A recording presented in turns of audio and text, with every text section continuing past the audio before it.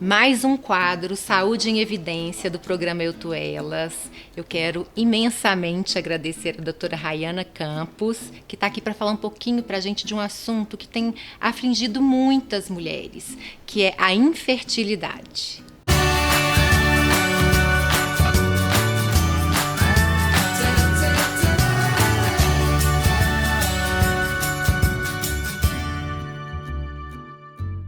Obrigada pela presença, doutora Rayana. Esse assunto é muito importante. Eu tenho orado por muitas mulheres que estão passando por esse processo. Na minha época, eu ainda tive muitas amigas que, como eu, tiveram filhos mais novas. Eu tive 2 antes dos 30. E hoje a gente vê que a mulher está cada vez mudando mais, ela está focando às vezes mais no trabalho ou em outros objetivos, ou estão casando mais tarde mesmo. Sim. Como que é isso no corpo físico? Faz muita diferença a idade na hora da pessoa engravidar? Cris, eu que agradeço, né, o convite de vocês, você, da Mari, para falar desse tema que é realmente muito relevante. Porque isso que você falou é uma realidade que a gente tem hoje, né? O padrão da mulher mudou. Então, antigamente, na época das nossas avós, das nossas mães, as mulheres engravidavam muito mais cedo. E hoje ela quer se inserir no mercado de trabalho, ela quer terminar os estudos, fazer uma pós-graduação, um mestrado, um doutorado. Às vezes não achou ainda, né, o parceiro ideal. E as mulheres tendem a engravidar cada vez mais velhas. E a gente sabe, eu costumo brincar muito com as pacientes, que quem vê caro não vê ovário. Porque hoje... Isso é muito bom. Mas é verdade, porque hoje, né, uma mulher, se a gente pensar, uma mulher hoje de 35, 37, 38, 40 anos, é uma mulher que tá ali no auge da sua vida, de trabalho, de carreira e tudo, mas até infelizmente... de beleza, porque hoje a gente tem tanto recurso. Sim, vai ficando mais bonita, né? A gente olha umas fotos antigas e fala assim, meu Deus do céu, ainda bem que o tempo passa. Mas o ovário ele vai envelhecendo, a mulher já nasce com todos os óvulos que vai ter para a vida inteira e esses óvulos vão se perdendo, tanto em quantidade quanto em qualidade. Então a gente tem uma queda acentuada da fertilidade após os 35 anos, principalmente, mais acentuada ainda após os 40. Então se a gente vê, né, que a maioria das mulheres hoje tende a engravidar depois disso, a gente tem um impacto importante disso na fertilidade.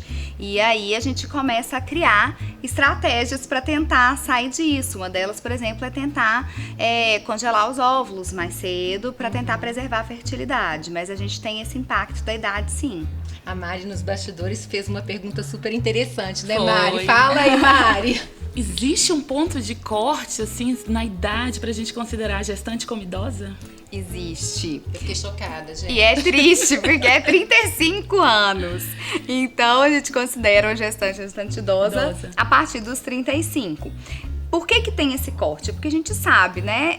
Tanto que essas mulheres acima de 35 anos, às vezes elas têm mais dificuldade de engravidar e tudo, e tem uma chance maior de ter algumas complicações na gravidez, né? De ter uma pressão alta na gravidez, uma pré-eclâmpsia, de ter diabetes gestacional, exatamente porque o corpo também vai tendo mais dificuldade de sofrer as adaptações que são necessárias para sustentar ali, né, aquele desenvolvimento da gestação. Então, infelizmente, uma gestante depois de 35 anos já é considerada uma gestante idosa.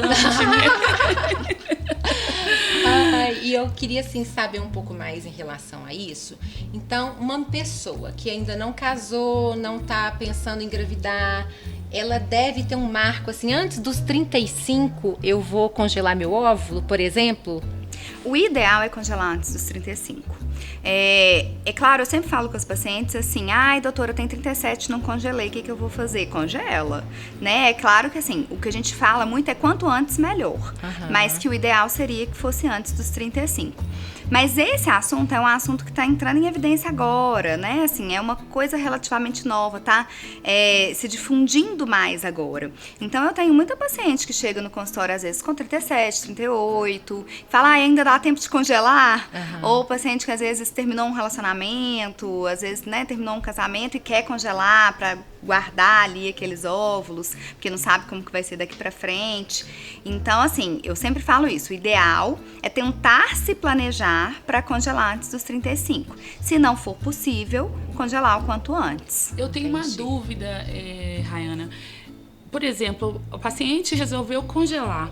Eu mesmo não sei disso. Qual que seria o caminho, né? O que ela tem que fazer? Bom, ela resolveu, vou congelar meus óvulos porque eu tenho 35, 36 anos.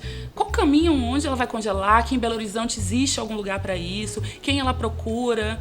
Existe, Mari. Então, primeira coisa que ela tem que fazer é procurar um especialista em reprodução humana, né? Assim, procurar, geralmente é um ginecologista que fez uma subespecialização em reprodução humana. E aí, aqui em Belo Horizonte, a gente tem várias clínicas, né? Inclusive lá onde eu trabalho. Você pode falar um pouquinho dos lugares que você trabalha? Sim, eu atendo no Instituto Gestari, né? Inclusive, a gente é colega lá de atendimento. E atendo na clínica Life Search, que é uma clínica que é ali dentro do Life Center, que é uma clínica de reprodução humana, né? E aí a gente mantém lá os óvulos congelados lá na clínica, quando então tem lá essa demanda. seria um lugar, por exemplo, eles fazem o processo todo, retirada, congelamento... Sim. Seria Processo um todo. Ótimo.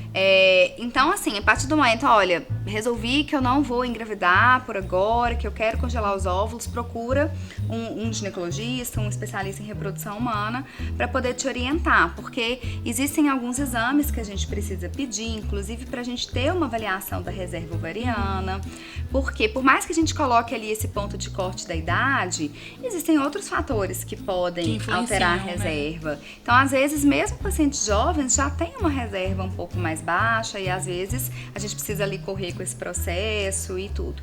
Então a gente faz avaliações hormonais, exames para avaliar a reserva. Existem alguns exames de algumas doenças infecciosas que podem atrapalhar e aí que às vezes também são, né, exigidos para a gente poder fazer o processo. E aí, né, quando a gente tem todos os exames prontos e tudo, a gente faz um estímulo daquele ovário com hormônios pra gente conseguir congelar o máximo de óvulos possível. Porque todo mês a gente ovula um óvulo, né? Mas eu não quero congelar eu quero congelar o máximo que eu conseguir. Então eu preciso fazer um estímulo hormonal para aquela paciente para eu conseguir a maior quantidade de óvulos possível. Eu tenho uma outra pergunta também. E aquela mulher que chega para você com uma demanda da gravidez, mas agora ela não consegue engravidar e ela já tem uns 37, 38 anos. Como conduzir isso? O que ela precisa fazer?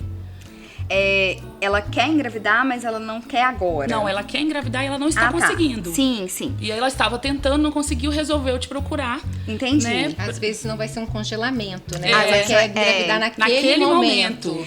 Nesses casos, Mari, a gente tem muito assim...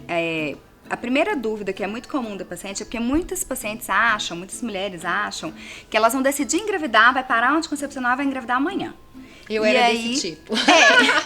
Eu também fui. Você também foi?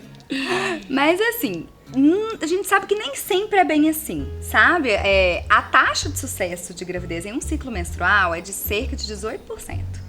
Então, na verdade, algumas vezes a mulher ela vai precisar ficar tentando ali por um tempo. E muitas desesperam e acham, não tô conseguindo engravidar, tem infertilidade. Exatamente, não tem nada a ver com infertilidade. Cada um tem o seu tempo ali pra engravidar. Exato. E aí, então, a primeira coisa que a gente precisa fazer é definir isso, né? Até quando tá normal esperar e até quando não tá. Então, assim, quando que a gente fala com a paciente assim, olha, você já esperou demais, já tá tentando há muito tempo, precisa procurar realmente um profissional. Se essa paciente tem menos de 35, a gente dá esse limite de 1 ano de tentativa. A partir de 1 ano de tentativa, a gente fala, olha, não, você já tem um quadro que a gente considera infertilidade, e aí você precisa realmente procurar um profissional para fazer exames, para avaliar, né, se tem algum fator de infertilidade, aí são vários exames, a gente avalia as trompas, avalia o útero, como é que tá, avalia a reserva ovariana, faz dosagens de hormônios, avalia os espermatozoides, porque também muita gente acha que o problema tá sempre com a mulher. A gente sempre tem que avaliar o casal.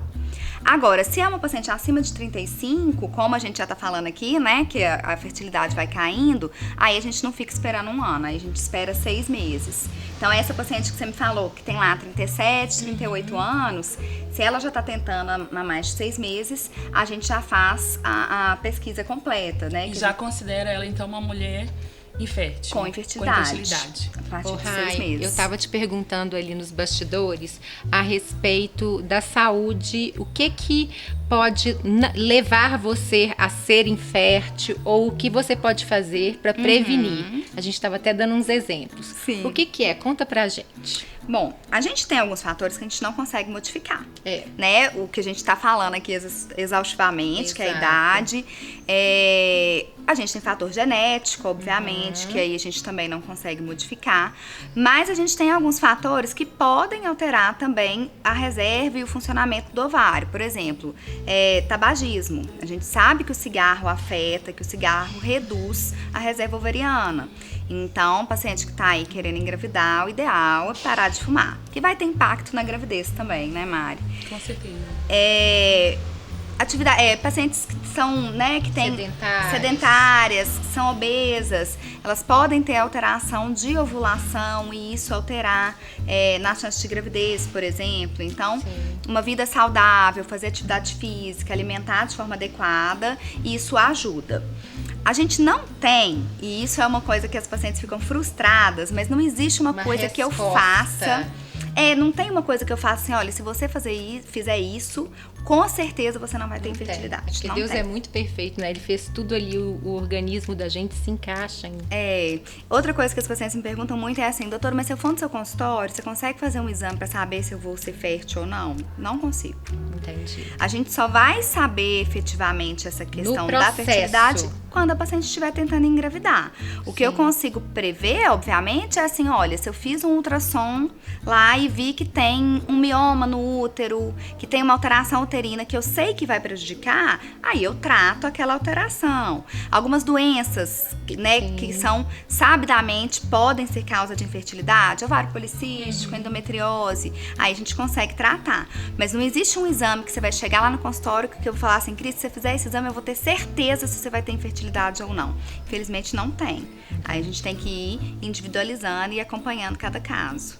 É isso, né, gente? Eu fico pensando que é tudo que a gente está querendo falar aqui mesmo. É a questão da qualidade de vida, dos cuidados, da prevenção e de ótimos profissionais. Porque eu vejo, até agora, graças a Deus, são mulheres e médicos que eles têm esse carinho, eles olham para o indivíduo e não para uma doença ou por algo que está por vir, né? Isso é muito bacana. A gente tem que ter bons profissionais ao nosso lado.